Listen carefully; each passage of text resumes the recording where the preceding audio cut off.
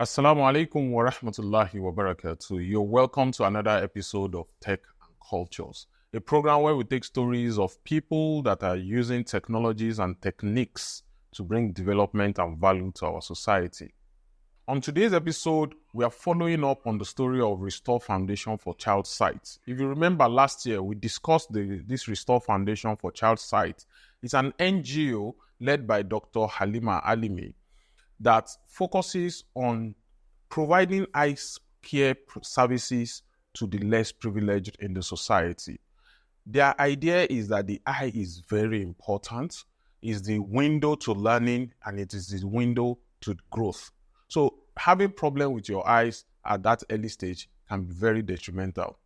And then they focus on people in less privileged situations. For example, the children in orphanages, albinos, and people that are in low fee paying schools or communities that you know that these communities are struggling.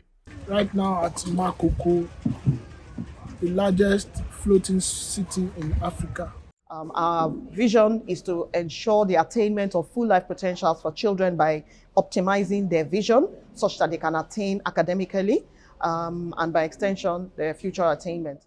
The interesting thing is that over the last 12 months, that's the year of 2023, they were able to visit 51 out of the 73 registered orphanages in Lagos, wherein they provided outreach services, vision testing to even verify how many people has eye care needs, and then they provided the intervention. So this is the first part of what they do, provide outreaches to places and people that are less privileged and would need this service.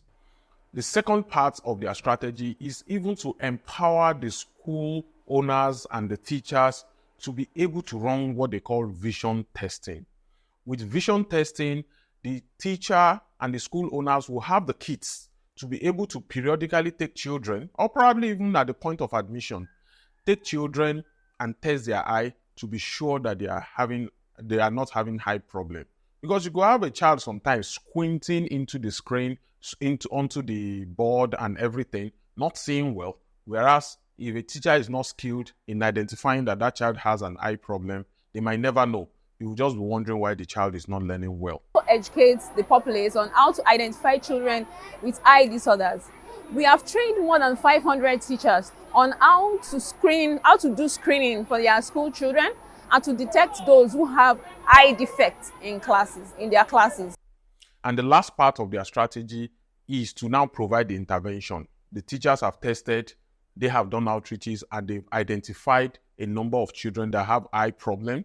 They now provide the intervention. The intervention could be a thing of providing glasses if it is just a medical problem where the light is not bouncing, it's not landing at the right point in the eye, which is called a refractive error.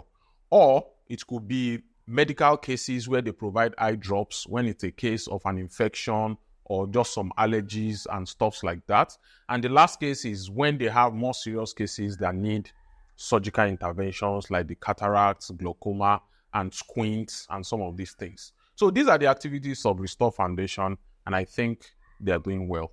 Also, we have a robust eye care program for children living with albinism, because we recognize that they're a special group. And this foundation a year ago set out to change the narrative regarding children with albinism. And so it's now well known within Lagos State and environs that you can send any child with albinism for their first assessment and pair of glasses free of charge. And this has gone a long way in helping children with visual impairments in Lagos State. I am one of the school owners here at Okoito zone of AFED. We want to appreciate Restore Foundation for attending to our children at this zone. I came with my children, they attended to them. They also attended to our teachers. They gave them spectacles. They also provided them with drugs and eye drop. We cannot be grateful enough for what we have witnessed today.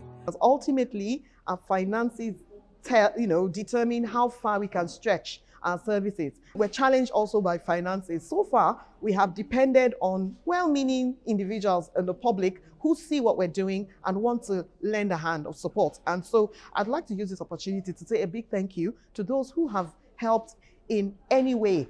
Everyone can do something, and we all need to pitch in not to leave any child behind. Thank you, Restore Foundation. Who can support Restore Foundation? People like pharmaceutical industries. You can donate money to support their logistics in reaching out to all these areas. You could support their provision of eyeglasses, the provision of eye drops, and even cover some of the costs of the surgical procedures. So I think to a large extent, those that can help. If you are looking for a fantastic way to be of value to the Ummah, to be of value to the community at large, Restore Foundation and their eye care for less privileged children looks like a very good place to make impact on the society. That will be our program on tech and culture today. I believe you will have gotten some knowledge or some information on what techniques that some people are using to improve our society and will make our society better for everyone involved. Till the next episode, I say bye for now.